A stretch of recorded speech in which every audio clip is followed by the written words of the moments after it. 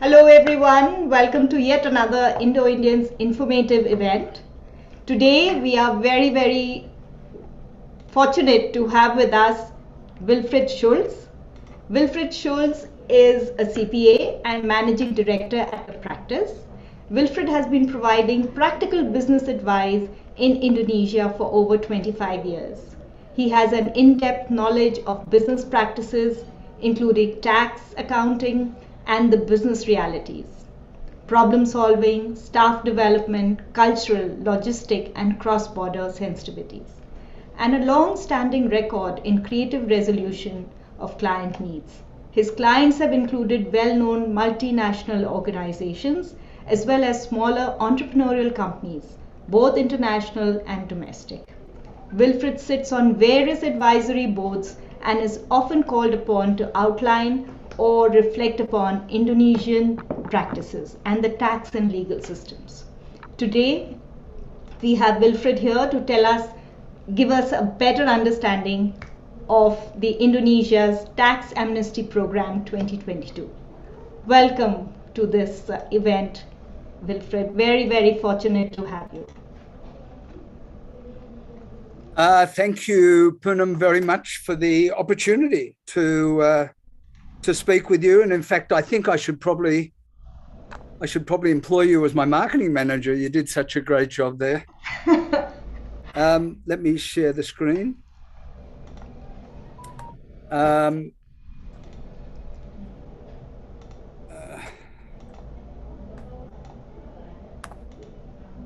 So while you share your screen, I'm going to ask my audience to please mute themselves, and at the end of the session, if they have questions, they can type it in the chat or they can raise a hand and we can ask your question to Wilfred. Okay, that's fine. Actually, that's a nice segue, Poon. It's great to have the opportunity to talk about a topic which is sort of next to my heart. But I'm sure most of the people that are listening will have a number of questions already lined up. I'm sure the questions are all very similar. As Poonam said, I've been operating, in fact, for close to 30 years giving tax advice, Poonam. Cross-border activity, local tax advice, structuring, planning, the whole ambit. But it's really important when you ask questions, even though your questions all sound very similar, your circumstances and situations surrounding your own personal affairs are all slightly different. So I think if you have any questions, it probably relates to your personal situation. I'd be happy to answer them offline. So without further ado, let's have a look and see what we're going to be talking about today. We're going to be looking at what these programs are, what we're actually going to be determining whether we fit into. We might just spend a few seconds on looking at the differences between the earlier amnesty and the current program. We'll have a look and see how these programs work, because there are actually two programs. And then we'll look and see how you can take advantage of them, how to implement them, what the critical dates are, how we would venture, what documentation needs to be completed, and so on and so forth. So what are they? What are these programs? Well, in the words of the tax department, Ungkap, Tebus, and Lega, this is really an opportunity for all of you guys that are feeling guilty or insecure to declare, redeem, and relieve yourselves of all your obligations and sleepless nights. The government in return is guaranteeing confidentiality and security from prosecution, with a couple of notable exceptions, but we won't go into those exceptions. They'll become obvious as we progress. So December 21, the Minister of Finance issued a regulation that effectively created the second amnesty. It was the promulgation or the regulation PMK 196 sets out the procedures applying to not one program, but two programs. Why two programs? Well, they look at the parties that actually utilize the first amnesty. They look at those parties separate to the parties that in fact have accumulated or generated assets since the completion of the first amnesty in December 2015. The first program is only limited only to the parties that participated in the first amnesty. It is open to companies and individuals, and that distinction is important because the second program is only available to individuals. The first program, as I say, has similar criteria to the original amnesty. It looks at all assets that have been generated, earned, accrued since 1985 up to 2015, and all those assets that weren't declared in the earlier amnesty. So it's a little bit ironical, right? All of you, no, I'm assuming that most of you participated in the first amnesty. Those parties that participated in the first amnesty, of course, signed a declaration to say that they had no more assets. And suddenly we've discovered some other assets. So the VDP1 is specifically related to those parties that have already, if you can recall, some of you that participated, you will recall that you signed a declaration. We are now, we're almost confirming that regulation with a couple of new assets. The second program, as I mentioned, covers the assets between 2016 and 31 December 2020. That's important because we've already had another 12 months since the end of 2020. So it's that period that is that finishes December 2020, and it is only open to individuals. It's only available to individuals, not companies. As I mentioned, the other thing that applies here is there is a government guarantee that they will let bygones be bygones. And in fact, what this guarantee is saying is, okay, we'll accept that there are no more assets related to 2015 and earlier. Of course, you signed a declaration there with some penalties. So those penalties will be waived. That is the premise or the outcome of taking VDP1. VDP2 says, okay, we might, for some reason, have not declared some assets over the last 5 years. Any taxes relating to those assets will be waived and will not be pursued. As I mentioned, there's little difference between the amnesty, certainly VDP1, and the earlier tax amnesty. The dates are a little bit different, of course. You had 3 phases in the earlier amnesty. You only have 1 phase. And in fact,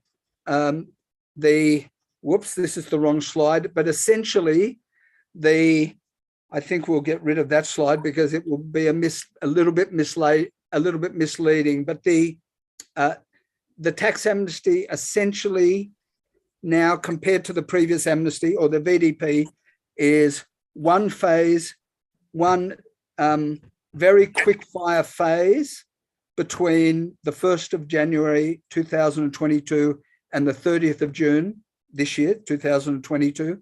Whereas if you can recall, for those of you that took the TA, the earlier TA, there was 3 sections or 3 phases, each with different rates, but you actually had quite a lengthy period of time to decide whether in fact you were going to declare some previously unreported assets. We don't have that luxury this time. We have to make the decision now. We have 97 days left to make a decision whether we're going to use this amnesty. Will there be another amnesty? Well, probably not, but who knows? Right? We weren't expecting a second amnesty, and in fact, we weren't expecting a second amnesty so quickly after the first. So who knows? Let's assume that we will not be having a third program. I think the other reason why aren't we calling this another amnesty program, or why isn't it referred to as an amnesty? For the reason that I just described, there are people, everyone that took that first amnesty program signed a declaration to say that there were no more assets. It would be a little, I think, it would be a little bit difficult to reconcile the fact that people are suddenly declaring assets in second amnesty when the first amnesty said there were no others. So it is a different program, and I think really socially they had to come up with a different description. I'm actually, just out of interest and of course I can't see everyone's faces on here, but pretend you're going to put up your hand to this next question. So I wouldn't have wanted to embarrass anybody by asking who actually participated in the first asset program. So I think I might ask it slightly differently. Is there anyone present who didn't participate in the first amnesty program? So you can put your hand up. Yeah, no, I thought most of you participated in the first program. So where are we?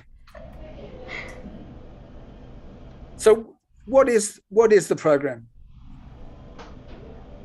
So as I mentioned, ungkap tebusan lega, you're declaring, you're redeeming, and you're relieving yourself of all your obligations. So there are two programs, and essentially the first program, and it's important that you understand this, there are two programs which actually have different rates of tax. The first program is only related to the amnesty participants, and so you guys get second bite of the cherry at a beneficial tax rate. The assets, as I mentioned, are assets that are considered, and in fact, in actuality, should have existed at the 31st of December 2015. It is open to both corporates and individuals, and that was the case in the original amnesty. And of course, they can be tangible and intangible assets. There's no specific assets that are excluded from the program. And in fact, what the government is saying in respect to this VDP1 is, all things being considered, the deal that you gave in the first place, you are now 100% fulfilling the promises that you made first time round. That's essentially what the government is saying with this first program. I mentioned beneficial rates. I won't go through these rates necessarily, but there is, the tax rate is referred to as a final tax. What that final means is that there is a specific rate related to the assets,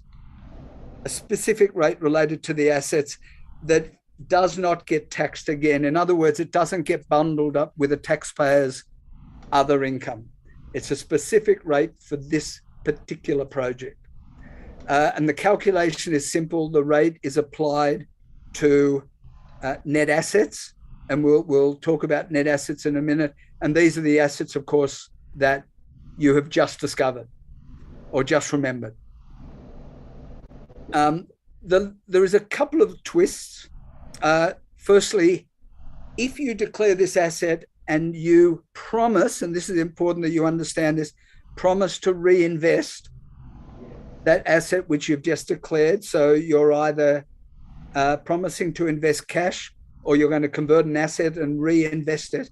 That reinvestment can be in one of two asset classifications, and we will talk about this later. Those, what I guess the most prominent is government securities, and the most in vogue today is an investment in renewable energy or natural resources. But we will get onto this later. The other twist, apart from the reinvestment, is that the rate is obviously you will get penalised if you don't meet those promises. That's a slight twist, but we'll also look at that in a little while. And the rates, whilst they are higher than the earlier rates of the original amnesty, they're still very attractive when you compare them to corporate or the highest individual marginal tax rates.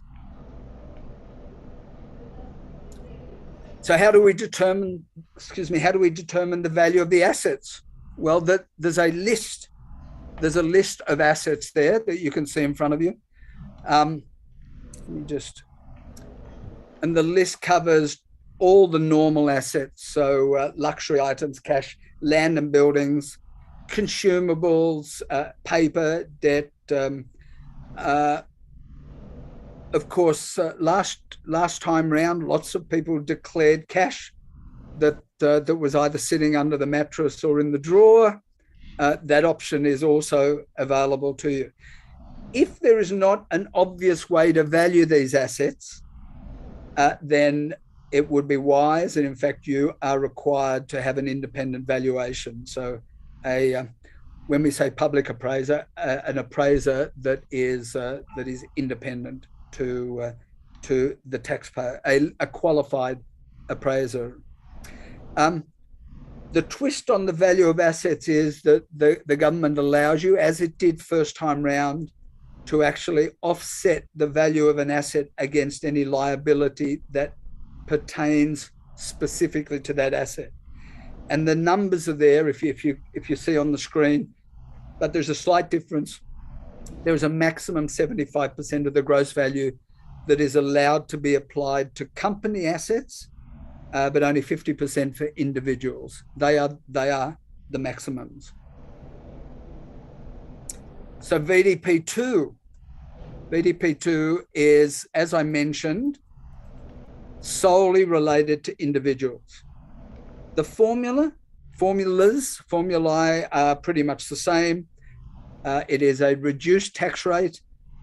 It is applied to the net asset values as at the 31st of December 2020.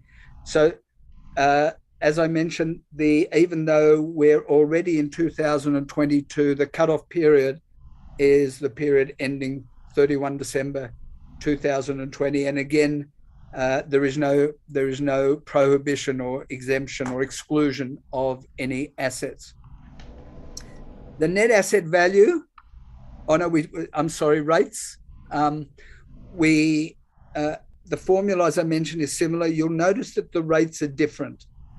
The rates are pretty much double, not quite. There's some slight differential there, but significantly higher for this second VDP. More recent assets. I guess the logic is that the VDP assets in the first should have been declared in the first round, the first amnesty, and so the rates are graduated between the earlier rates of the original amnesty and the rates being applied now. Even if we look at the highest rate that's being applied, and this is to foreign assets that are non-repatriated. And again, the repatriation and non-repatriation is very similar, identical to the original tax amnesty. You have the opportunity, in fact, the luxury, if you wish, of not returning the assets to Indonesia, but you will be taxed at the highest rate. Even at that rate, 18%, of course, it's less than the highest individual tax rate. Don't forget, for this VDP, we're not comparing corporate rates, we're comparing individual rates. So what was formerly the highest individual tax rate of 30, the highest rate is now 35, and so 18 compares very favorably with the highest marginal tax rate. So determining asset values, again, the process is the same. The need for an independent valuer is the same if in fact there is not a standard way of measuring the value of the asset. And following on from VDP1, the maximum 50% individual loan value is applied again. So it's consistent with the fact that an individual is permitted to only apply 50% of the gross value of the asset as a liability against the value of the asset. So if we go through that exercise of declaring the assets now, in this next 5-year period, 2016 to 2020, what is the government offering? So if you can recall, as I mentioned, VDP1 offered you to fess up on the original amnesty, declare those assets which we forgot about or which had slipped through the cracks, if you like, and they will allow you then to continue to subscribe to the original declaration and promises that you made.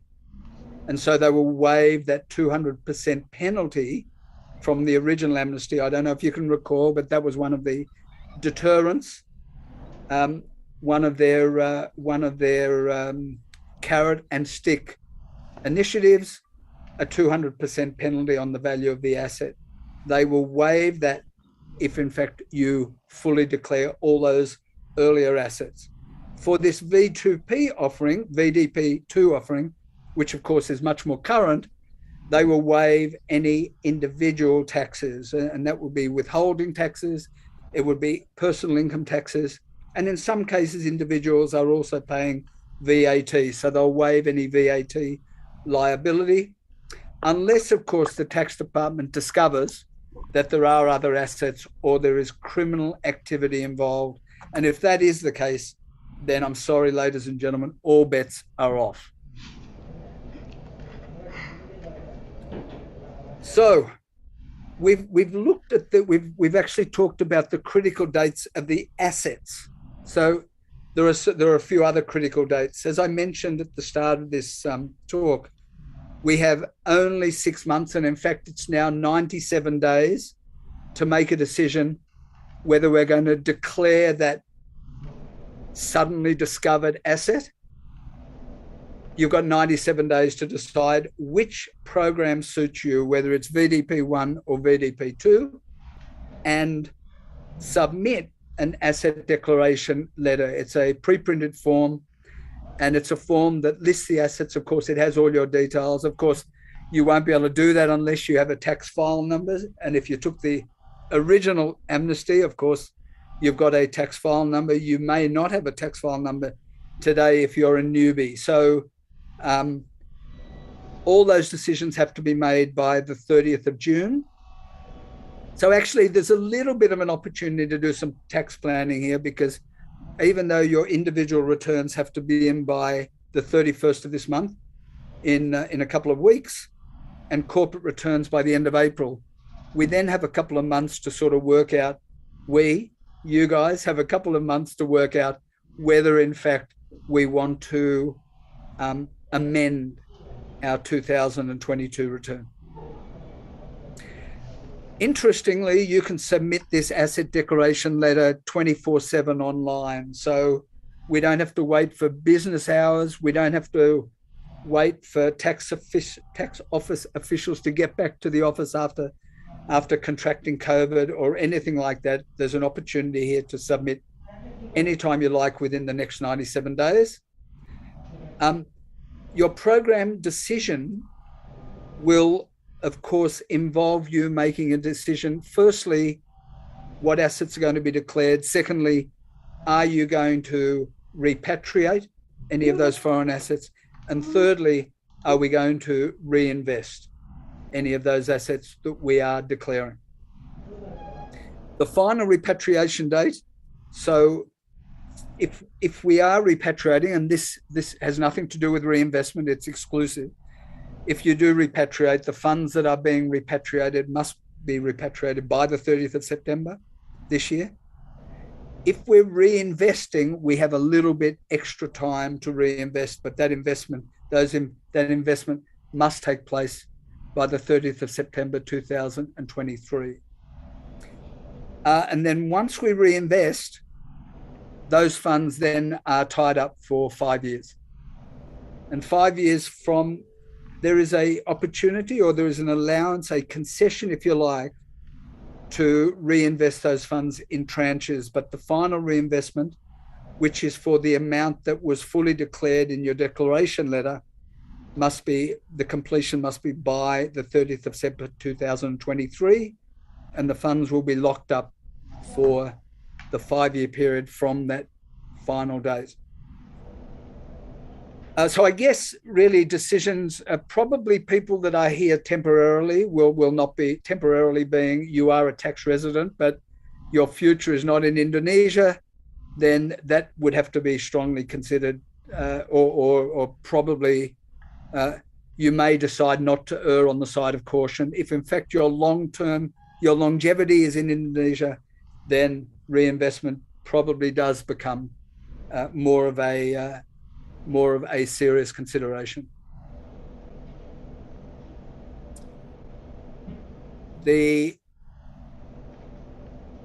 So what assets are we talking about?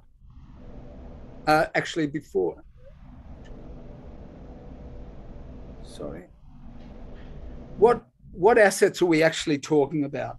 I mentioned government securities and investment in 2 areas of asset classification. There are only 2 types that are available for reinvestment. There are government securities, the SBNs, and you are permitted to invest. And I guess this is quite a funky, quite a in vogue decision by the government: natural resources or renewable energy. Now, the natural resources investment is specifically in an investment that adds value to the natural raw material. So it would be conversion, it would be adding value, it would be producing, manufacturing, converting, transitioning natural products into a value-added product.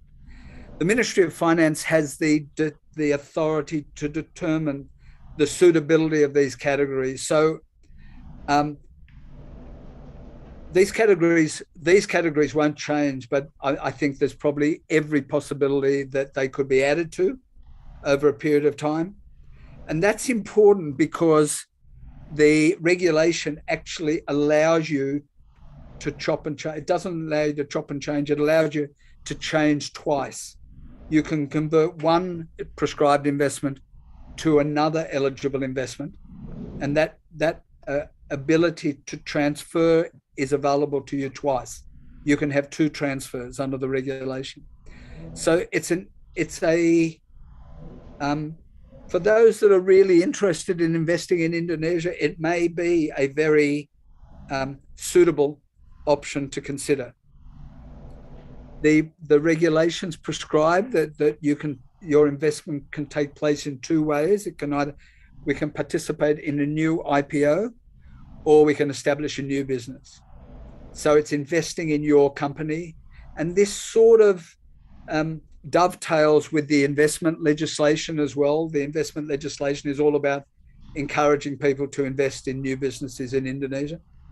There's a little bit of sort of toing and froing as far as KBLIs are concerned, and licensing and other regulatory stuff, but it sort of follows the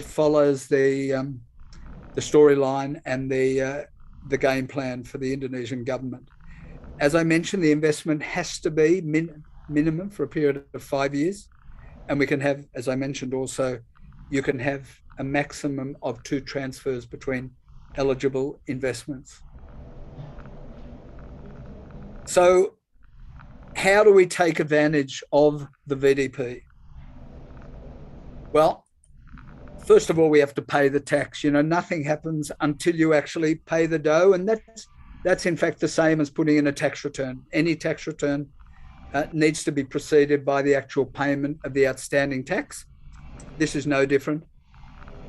It would be very quickly followed by, or almost concurrently, by the submission of what I referred to earlier as the asset declaration form.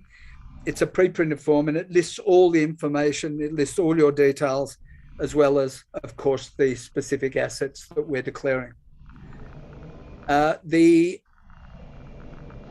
It also has other documents uploaded, and of course, even though, and this is something that never ceases to amaze me, when a tax auditor comes to your office to pursue the tax audit, of course, he'll ask you for your tax returns, that he should have a copy of in his files, of course. But of course, he asks you for your copy. So even though they've been paid, one of the documents that needs to be submitted at the time of the SPP, the asset declaration form, is proof of payment, list of details and ownership information, and statement letters where appropriate. But a lot of the information that needs to be actually submitted and declared is on this asset declaration form itself.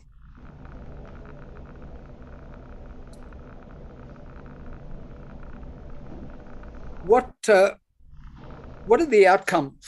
Now, of course, the outcomes of fessing up, declaring and feeling happy about yourself, or maybe not feeling happy about yourself, but begrudgingly feeling very happy for the Indonesian government, is that you will be therefore free of any further obligation in respect of those assets.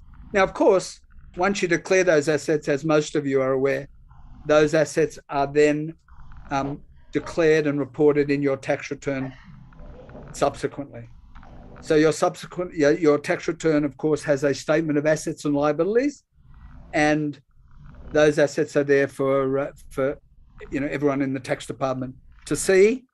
But the government has guaranteed, and there would be a very significant backlash if there was no good reason for the tax department to start harassing a taxpayer, if in fact, in good faith, they have declared these assets.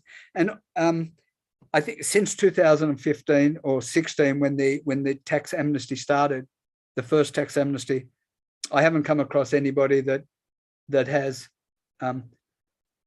suffered specifically as a result of declaring their assets in the amnesty. They might feel aggrieved and a little bit poorer for the fact that they declared the assets, but they in fact have not been in any way obstructed or harassed by the tax office.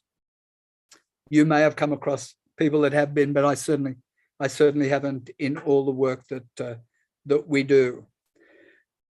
The department actually does have recourse, but to be fair, to give credit where it's due, this regulation actually identifies a dispute resolution mechanism.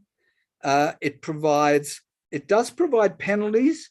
Now, where are the penalties? The penalties are where you have, this is not the penalty for not declaring, because of course that penalty for the people that embarked on the first amnesty, if you continue not to declare assets and they come to light, somehow, somewhere, they come to light. And we'll talk very briefly a little bit later on about the exchange of information convention that's in place between now 113 countries.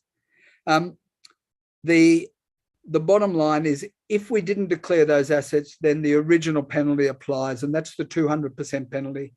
And I guess you'll be hounded from that point on by the tax authorities. If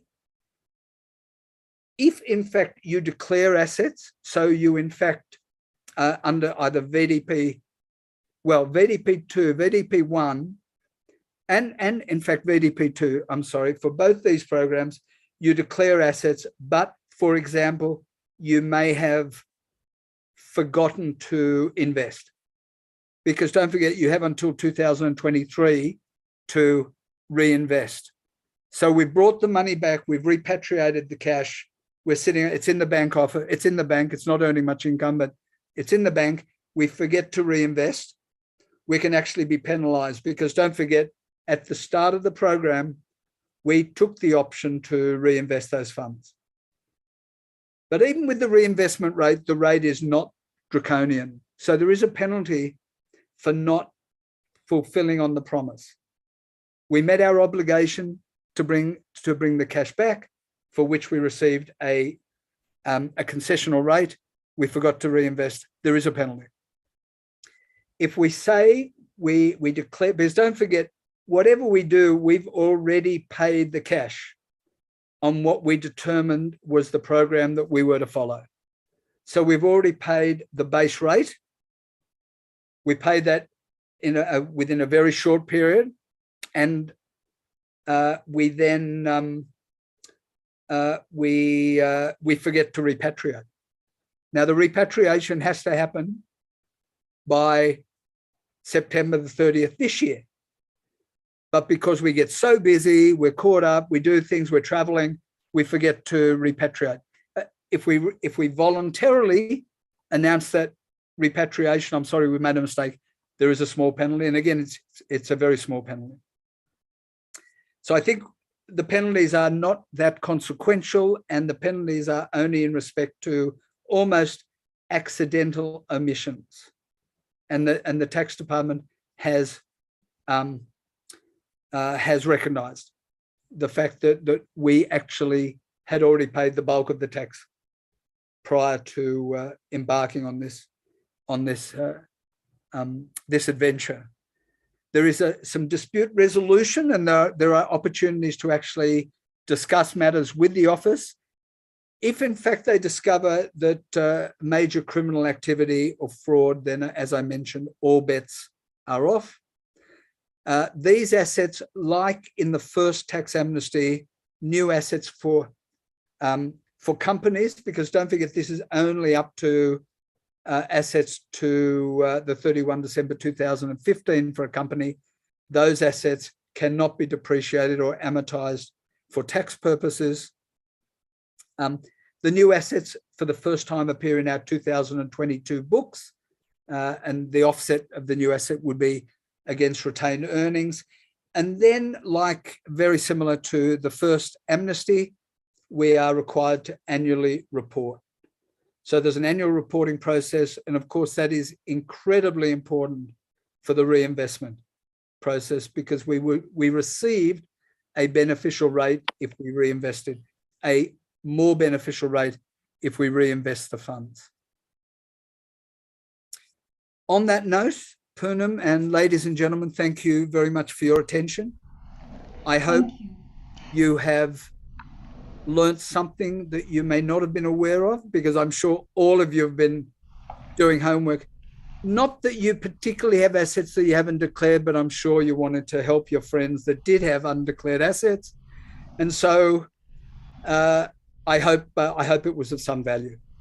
Wilfred, can you stop sharing your screen so we can see your face? Do you really want to? Yes, thank you. That was a very, very detailed and comprehensive presentation on the Tax Amnesty 2022. Thank you for that, Wilfred. I think we are now open for any questions or comments. If anybody has, please raise your hand, or you could type it in the chat box. And if you don't have questions, because Wilfred explained it so very well, then maybe I have a couple of questions for Wilfred. So anybody Raja, yes, please go ahead, Raja. You please unmute yourself. Raja, we can't hear you because you're on mute. Maybe that's a good thing, Poonam. I have some assets in Ukraine. How do I get it valued? You pray. That's a good answer. So, Wilfred, you mentioned that people who had already there is a question from Kishan. He says, if as an individual I participated in Amnesty 1 and I still have assets to declare until 2015, will he need to join VDP 1 if he has further assets that he wants to declare? He participated in the amnesty, the original amnesty. Yes.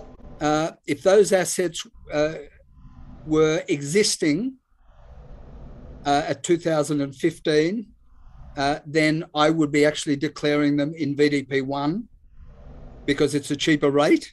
Yes. And then I'd be I'm assuming that he is seriously considering declaring those assets. So if he is seriously declaring those assets, then I would be declaring them in VDP 1. Does he also need to join VDP 2? No, not if he's already declared them in VDP 1. Okay. So Kishan, I hope that answers your question. Well, unless in fact there are other assets that were generated, earned, accrued, acquired between Right. 2016 and 20. Okay. Okay. If I guess stating the obvious, if we wanted to declare all those assets as pre-2015 assets, then there's an element of risk if those assets are ever required to be proven. Right. So this leads to my question, Wilfred. So if somebody had participated in the amnesty in 2015 and now they will come back and say, oh, I forgot to declare these assets, wouldn't you be opening yourself to some kind of further investigation or something like that? No. It is a very specific, undeniable, unequivocal concession. Okay. That there are people that did not declare assets at that period, and they are giving you a second bite of the cherry. If in fact you don't take it, then I think it's very unlikely that they'll give you a third bite of the cherry. So the decision is really, where are the assets? Are they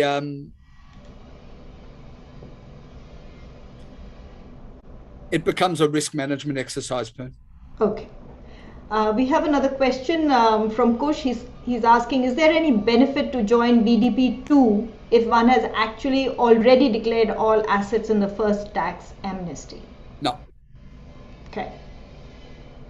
Okay, that's very clear, Kush. I hope that answers your question. Do we have any other questions? Please just raise your hand and then you can unmute yourself and ask the question as well. Okay. So I think we are all done, Wilfred.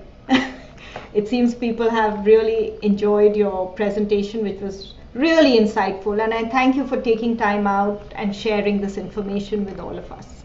Absolute pleasure, Poon. Thank you so much.